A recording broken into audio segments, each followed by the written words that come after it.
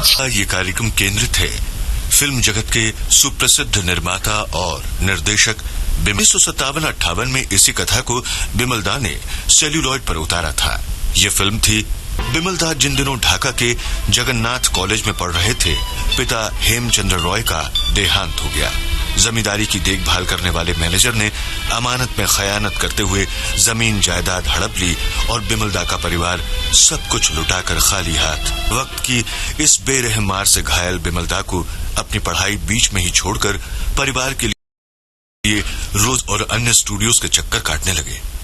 बस किराए के पैसे बचाने के लिए पैदल चलते। खैर, न्यू थिएटर्स में बिमल दा संपर्क में आए प्रमथेश बरुआ के, जिन्होंने बिमल दा को फिल्म अधिकार की स्टिल पब्लिसिटी से संबंधित काम की जिम्मेदारी सौंपी। न्यू थिएटर्स में बिमल दा फिर नितिन बोस के सहायक हो गए और न्यू थिएटर्स में ही उन्होंने सिनेमेटोग्राफी के साथ साथ निर्देशन की बारीकियां सीखी। सिनेमेटोग्राफर के रूप में काम करते हुए बिमल दा ने न्यू थिएटर्स की जिन फिल्मों को सेल्यूलॉइड पर उतारा वो थी गृहदाह, माया, मुक्ति, बड़ी दीदी, अभिनेत्री और प्रमथेश चंद्र बरुआ निर्देशित देवदा। न्यू थिएटर्स के श्रेष्ठतम छायाकारों में शामिल बिमल दा अपने अनुभवों के आधार पर फिल्म निर्देशन में अपनी प्रतिभा को आजमाना चाहते थे। जल्द ही उन्हें मौका मिला और उन्होंने न्यू थिएटर्स के लिए निर्देशित की फिल्म उदय पौथे। फिल्म की नामावली में स्थापित नाम थे कंपोजर आर.सी. बोराल और तत्कालीन बांग्ला रंगमंच के नामी कलाकार विश्वनाथ भादुड़ी के। कई लोगों ने इस फिल्म के बुरी तरह फ्लॉप हो जाने की भविष्यवाणी कर डाली। फिल्मों से जुड़े लोगों और समीक्षकों ने भी इसके विरोध में ही विचार व्यक्त किए। 1 सितंबर 1944 को फिल्म उदय पौथे कोलकाता के चित्रा सिनेमा घर में रिलीज हुई और इस फिल्म ने न्यू थिएटर्स की पहले की सभी फिल्मों की कामयाबी का रिकॉर्ड तोड़ दिया। चित्रा सिनेमा घर में यह फिल्म 1 वर्ष तक हाउसफुल चली। इसकी लोकप्रियता को देखते हुए इसका हिंदी संस्करण बनाया गया हमराही।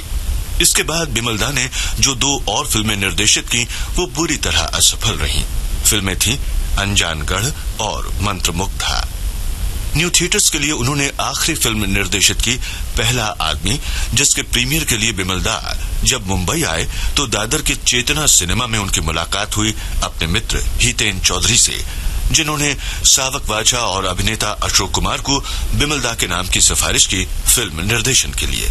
और इस तरह मुंबई में बिमल दा ने बॉम्बे टॉकीज के लिए पहली फिल्म निर्देशित की मां। यह फिल्म जिस अमेरिकी फिल्म से प्रेरित थी वो थी ओवर द हिल्स।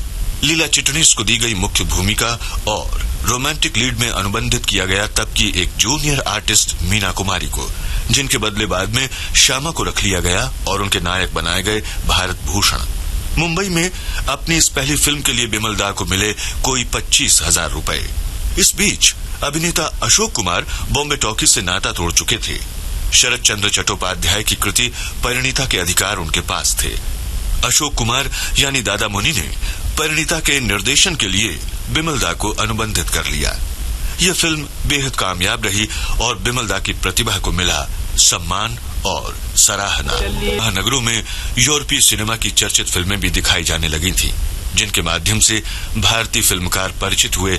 डी सिका, रोजेलिनी और कुरुसावा जैसे अंतर्राष्ट्रीय ख्याति के फिल्मकारों की कृतियों से। एक दिन बिमल दा, ऋषिकेश मुखर्जी और 1-2 अन्य साथी मुंबई के इरोस थिएटर में फिल्म रोशमॉन देखकर बेस्ट की डबल डेकर बस से मालाड लौट रहे थे। सब खामोश थे। ऋषि दा के मन में सवाल उठ रहा था, ऐसी फिल्म हम क्यों नहीं बना सकते। उन्होंने बिमल दा से अपने मन की बात कही। बिमल दा ने फौरन कहा, लिखेगा कौन। खैर, आपसी बातचीत के बाद तय हो गया कि ऐसी एक फिल्म बनाई जाएगी और इस तरह रोशमॉन की प्रेरणा से बेस्ट की डबल डेकर बस में जन्म हुआ बिमल रॉय प्रोडक्शंस का।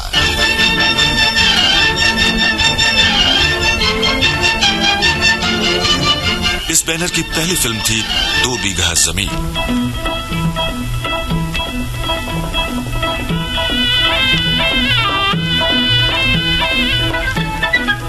फिल्म 2 बीघा जमीन गुरुदेव रविंद्रनाथ टैगोर की इसी शीर्षक की एक कविता से प्रेरित थी, जिसे लिखा था सुप्रसिद्ध संगीतकार सलील चौधरी। सलील चौधरी के संगीत और बिमल दा के निर्देशन ने 2 बीघा जमीन को बना दिया हिंदी।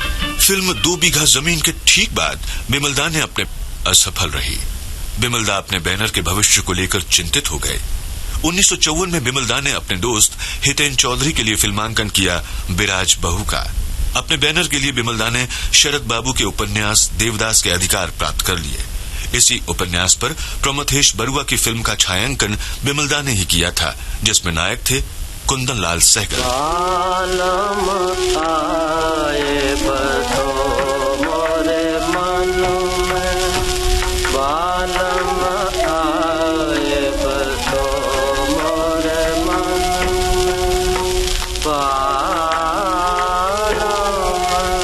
अपने बैनर तले निर्मित की जाने वाली फिल्म देवदास में पारो और चंद्रमुखी की भूमिकाओं के लिए विचार किया गया नरगिस और मीना कुमारी के नामों पर, लेकिन चुना गया सुचित्रा सेन और वैजयंती माला को। नायक की भूमिका के लिए चुने गए दिलीप कुमार।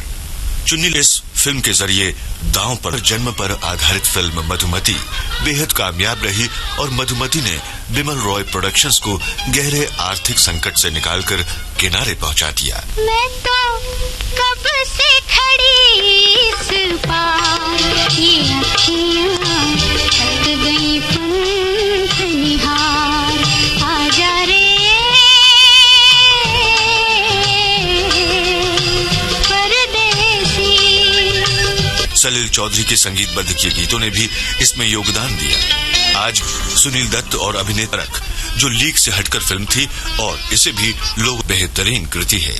नूतन, अशोक कुमार और धर्मेंद्र अभिनीत ये फिल्म हिंदी से वो थी अनजानगढ़, मंत्रमुग्धा, जिसमें उनके सह निर्देशक थे सुधीश घटक। इनके अलावा पहला आदमी, माँ, परिणीता, विराज बहू, बाप बेटी और यहूदी। बतौर कैमरामैन और सहायक कैमरामैन उनकी डॉक्यूमेंट्रीज थी how kerosene tins are made, Grand Trunk Road और बंगाल फेमिन। बतौर कैमरामैन बिमल दा ने जिन कथा फिल्मों का छायांकन किया उनके नाम हैं मीरा, गृहदाह, नाला थांगल, देवदास, माया, मुक्ति, चंबे दी गली, बड़ी दीदी, अभिनेत्री, उदय पौथे और हमराही। हमराही उदय पौथेर का ही हिंदी संस्करण थी। बिमल दा की अधूरी फिल्म सहारा को उनकी मृत्यु के बाद उनकी पत्नी ने चैताली नाम से पूरा किया। बिमल दा एक और फिल्म बनाना चाहते थे, अमृत कुंभेर सौंधाने, लेकिन यह फिल्म एक सपना बनकर ही रह गई। 8 जनवरी सन 1906। नमस्कार।